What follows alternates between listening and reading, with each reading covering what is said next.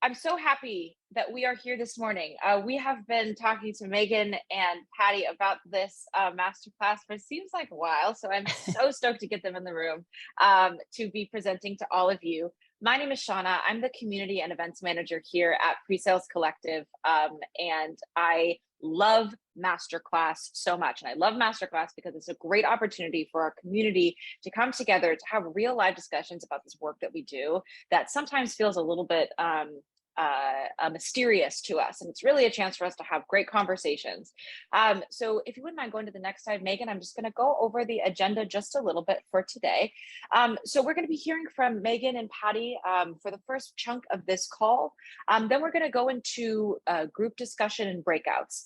This is a session where if you are interested in a language specific room, we have some captains, our fabulous ambassadors, PreSales Collective ambassadors who we love. Thank you for being with us today, who are going to lead you in those rooms.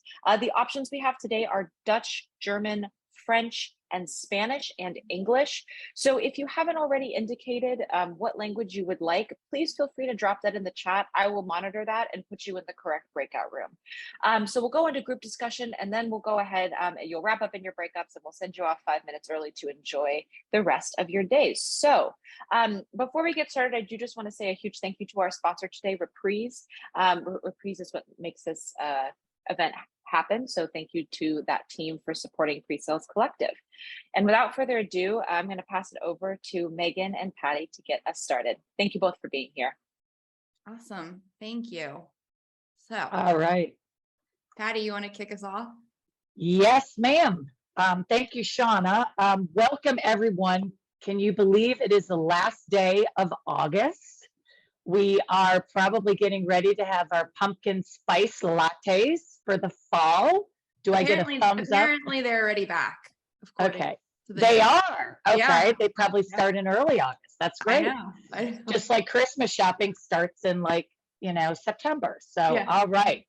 Well, what you guys are going to see today is examples of small stuff that Megan and I did not sweat.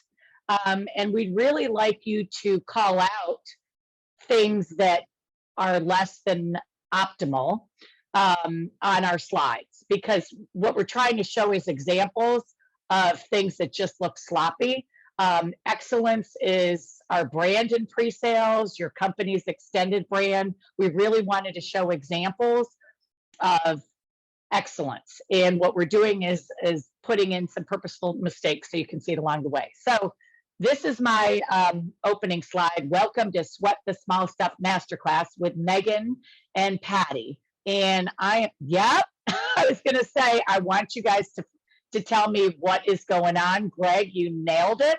Fonts are all over the map. And how many times do we merge and patchwork decks and we see folks don't look at consistency across titles?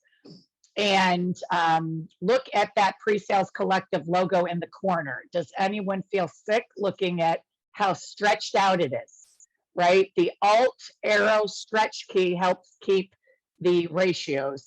So please make sure you do that. Now, Megan, jump to the next slide. We're going to show you an example that is pretty darn good. I don't know if you're going to find anything wrong. Of course, nothing's perfect, but that is our example of a good intro slide. But what we wanted to do is give you some other pointers around things to consider as you're kicking off the presentation. So Megan, go to the next slide. And sorry, 1 second, just one thing I wanted to call out too, if you compare and contrast this slide, is obviously you see here, we work for Lenovo, the Lenovo colors, our tagline with our mission, smarter technology for all. You also see off to the side here, we have, 2022 listed. And then one thing with this slide as well, which I don't think anyone noticed, is that the page numbers. So sometimes when it comes to putting together a presentation, especially if it is a longer presentation, you might end up having numbers off to the side. But the thing that I have noticed in my time of being a brand ambassador at Lenovo is that people will sometimes just leave random numbers off to the side there on their slides. So if you're going to use numbers on a slide, make sure it's consistent. But in my personal opinion, I prefer not to use number slides, especially if it's a short presentation. And then one other thing too, that is one of my biggest pet peeves when it comes to giving presentations and actually sweating the small stuff here, is the fact that over here you see I have 2020 in the footer. So please make sure it's always the correct year. It just definitely gives more of that professional, consistent look and feel when you're talking to customers. So just wanted to mention that as well before we move ahead. And so when it comes to opening tips, so just to kind of set the stage a little bit more, I am not an engineer. I am a brand ambassador here at Lenovo. I work with Patty, who is in charge of all our sales engineers. But when it comes to giving different presentations, I talk to various customers, partners, and over my last 2 years in this role, I have kind of gathered, along with Patty, some tips that I think are most important when it comes to things like title slides and agenda slides. So as you see here on this slide, off to the right there, that image, that is kind of an example of what I might do when it comes to a title slide for PreSales Collective. So one of the things that I personally like to do, and I think kind of adds to like the personalization of the presentation, and the customer will actually appreciate what you're doing here, is including their logo, along with one thing I like to do is including maybe the picture of their headquarters or where one of their offices is located. So you'll see off to the side there as well. And then another thing when it comes to the agenda slide, depending on what type of presentation you're giving, because you'll see in the next slide, we do have a very simple, straight to the point agenda. Once again, if you are having a longer presentation, then you want it to be a little bit more detailed and make sure that the titles of the people that are presenting are consistent and the same. Patty, anything to add on this? No, let's show an example of the intro slide where we're sharing the folks that are doing the presentation. So again, put in the chat or come off mute what you're seeing is issues with this slide. Typically, we'll do a interesting opener when we kick off something, and then a slide or two in, we introduce ourselves. Yes, dark shadow behind Megan's name, different borders. I've got a circular photo image versus one that just blends in with the background. I've got my social media tagged so folks can follow me. Megan does not. So those are definitely examples of things that we can improve. Now let's go to the next slide, which is an example, not perfect, but an example of what an intro slide might look like. So now we're consistent with our background images, both squares, and we've underlined our name so it stands out. And we both have our LinkedIn logos. Alignment can definitely be improved. Again, look at the 2019 in the left on our template, that is off. One thing that I think is a best practice that people often forget, especially if you're on a panel and there's an introductory slide to show all the panelists. Isn't it nice and helpful to the audience if the panelists sit in order of the slide images? Yay. All right, Christopher, you're with me there. So Megan and I did that. So I kicked off the session. So I was first, Megan second. Just, remember to do that, because I think it helps, especially once that intro slide for panelists is gone and you're like, okay, who's talking? And they don't have a name tag in front of them. It's just really helpful to the audience. And then the background could be improved as well. One thing, you want to kind of have consistent backgrounds across your slide. Maybe it's in line with what your company's visual identity is. So make sure you're using their color scheme. And by the way, does anyone on this call know what IDG is? Right. So again, it is a Lenovo acronym. You can probably guess NA is North America, but spell out what division you work for, right? Always remember the acronyms and spelling those out, at least on the first slide, so they can pick it up on subsequent slides.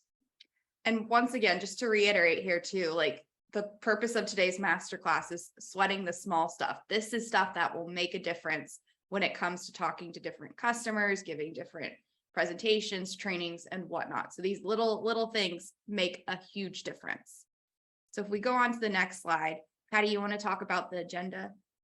Yeah, so a couple of points here. So everyone's heard, the rule of three. People remember basically three things. We'll get into the order to put content in based on retention toward the end of the presentation.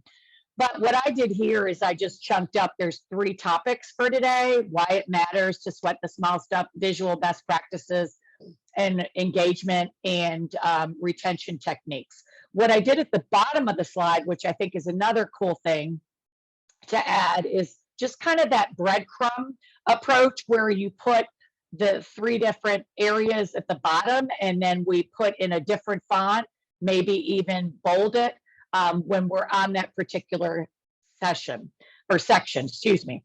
And what I like is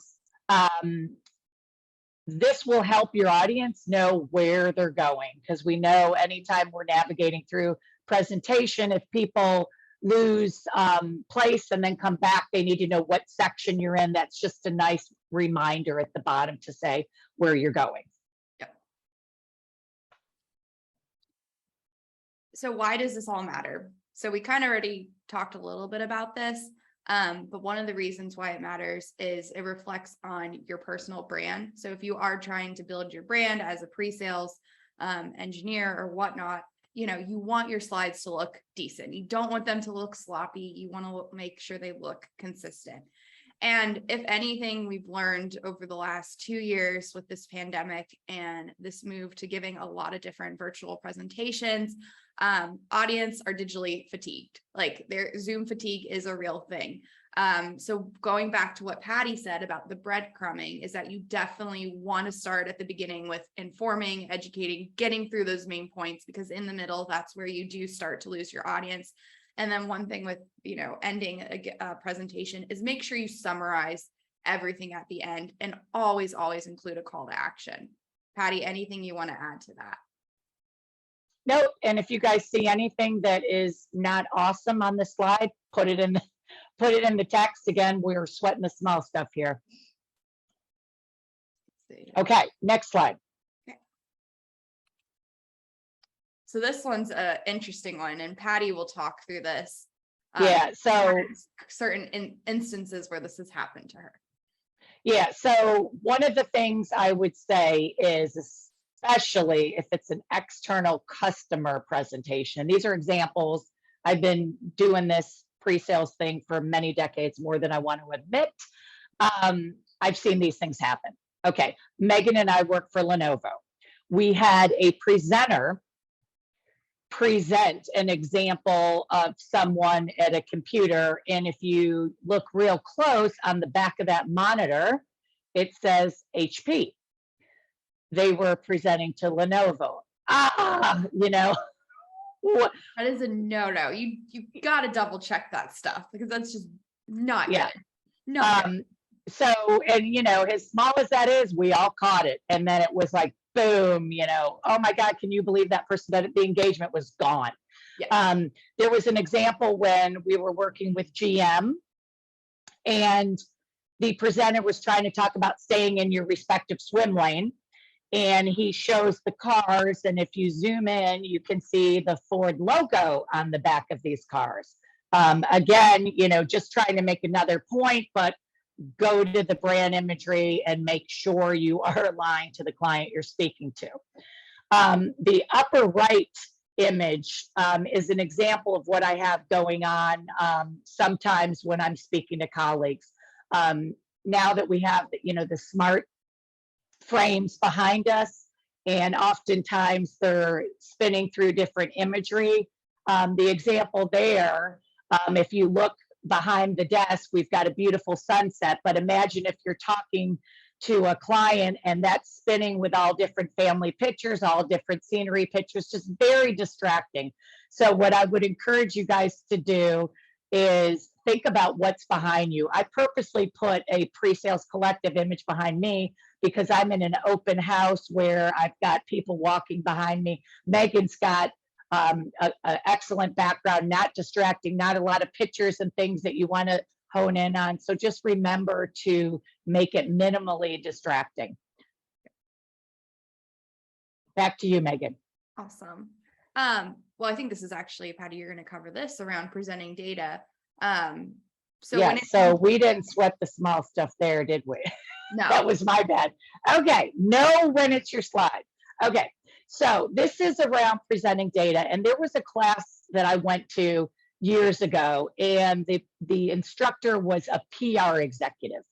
And her expertise is in being able to look at something and make sure that people's eyes pop to the most important piece of information she's trying to deliver. When you guys look at this example, we're looking at revenue by division. We're showing actuals, projections, actuals, and the delta, and then making comments around why there's a delta, either positive or negative. Shoot in the text a couple of examples of what might be wrong with this picture. If we're presenting this to our business leaders, where do you see some issues with this? Anyone? Oh, I see something. Not aligned, no effort in formatting the table. Information should be sorted. Let me go up. Comments too long, hard to read. Yeah. Graph is better. That's a good comment. Yeah, we're getting some great ones there. So important. That's a great comment. Yeah. Revenue. Let me give you some examples of what this PR executive told me, and I do this every time I present numbers. The grid lines are not needed in this example, right? You can easily follow the 5 columns and the 4 rows. So get rid of those grid lines, because your eyes actually go to the lines, which are meaningless. They're not giving you content. So that's one tip. Second tip is everything in this chart looks as meaningful as, you know, there's no thing that stands out either via font or via color that tells your story. Because in this example, I don't know what's the most important thing. If this presentation gets looked at after the fact, everything looks the same. What am I trying to stress here? So I'm not using color at all. And absolutely, the comments, we've got these filler words. Given the summer campaign, everyone knows the summer campaign is 2022. Get rid of campaign and get rid of the. I've got all these filler words on the XYZ category group, on the XYZ category. We don't need all those filler words. So let's flip to the next slide and show some examples of improvement. All right, so here I've removed those grid lines and, you know, just populating the text. Where is your eye going first on this chart? What are you looking at first? When you first absorb this slide, what are the things you're seeing first? 3.45 colors. Oh. Awesome. Yep. So I wanted to highlight the actuals for the meats division. They had a excellent quarter. And then I want to, you know, highlight it was attributed to the EMEA Summer 22 campaign. I got rid of a ton of the filler words on the comments. I also wanted to show where we were above projections, so I'm using green. I decided not to use red in this example, just basically because of the background. It would have been too blended. But again, we are leveraging colors, and I'm also bolding the total line, making that different from the other lines. And I think as you look at this, you know, if this is a leave behind slide, people are going to first look at the meats division, the summer 22 campaign. Those are the key points that I wanted to make to my leadership. So, you know, just think through that as you're presenting numbers. Yeah. One other thing I do want to mention too is that the orange is something Patty actually told me about a while back, that like it's a way to kind of, you know, capture the attention of the audience to look exactly at that. And then when it comes to the comments off to the side and comparing it to, wrong slide. So like here off to the side here with the comments, there's way too many comments. And then here we do summarize it a little bit better. But one thing I want to mention is that this doesn't just apply to charts. This applies to presentations in general. You don't want to have a whole lot of filler words. So if you're putting a slide together and you're typing out, you know, what you want to say, go back, look at it, try to see if you can eliminate some filler words. Because when it comes to giving presentations and putting together slides, you don't want to have a whole lot of words because then it becomes busy, distracting for your audience. So just wanted to call that out as well. And then if we go on to the next slide here, So when it comes to giving presentations and everything, like we already mentioned, in the middle is where you do tend to lose the interest of the audience. It just happens. That's just how humans are wired. But one thing I want to mention as well is that using high imagery words can help when it comes to giving presentations with recalling what you actually just heard. So I wanted to give a little example here that I came up with actually last night, Patty, is that at Lenovo, we do have a product here that is kind of new with AMD, and it is called a Z series. So this is the Z13. And we call the color of this device Arctic Gray.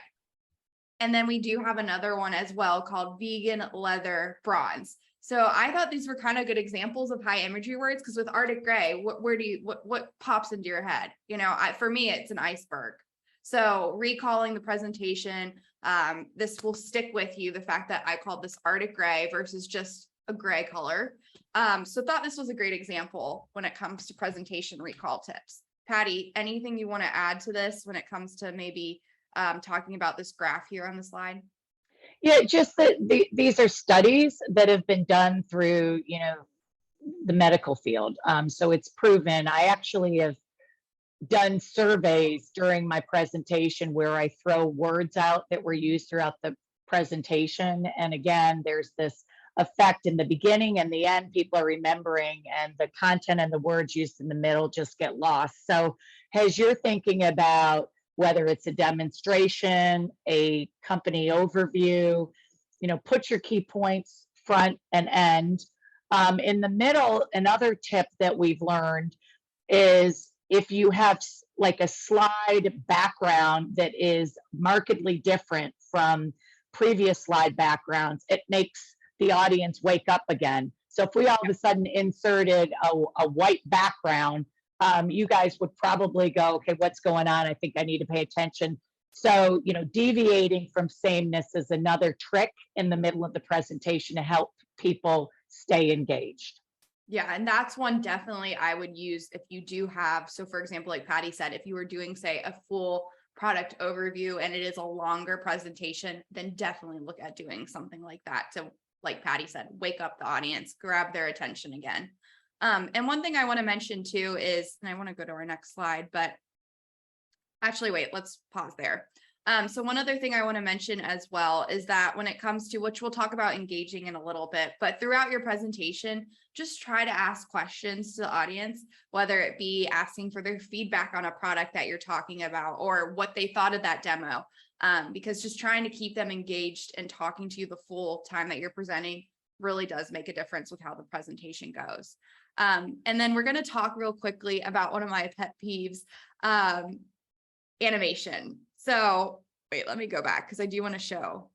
So when it comes to animation, there is a time and place for it.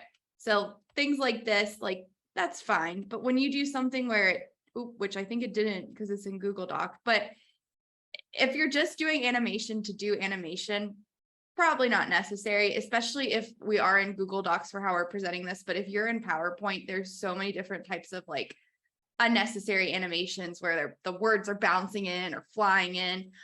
So only use animation when it comes to, say, a process slide or a build slide where you're showing, like, whether it be like a graph or something like that, or showing how, a change in a graph or something, or a chart. So please don't use animation unless it's absolutely necessary. Patty, anything to add on that?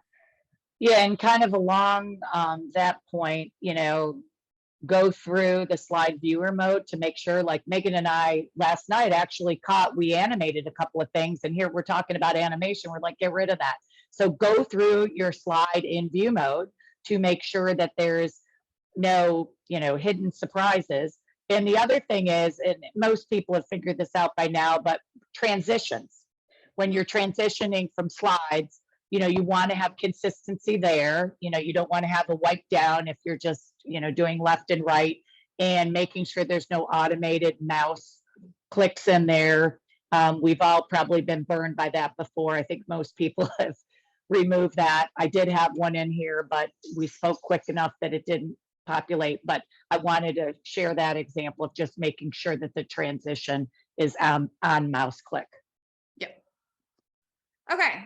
Well, I think that wraps up our session before we dive into the small groups. But before I pass it back to Shauna, does anyone have any comments or feedback or anything that you just want to share before we dive into these small groups breakout sessions? Was this helpful? Yep. I think most of us know all this stuff, but it's just kind of collating all those things that have happened to us before, right? And I mean, typo, like just have someone else look at your stuff, right? That's one thing, like, Megan's got a deck she uses all the time. She's just going to miss that. Hey, Patty, could you review it real quick?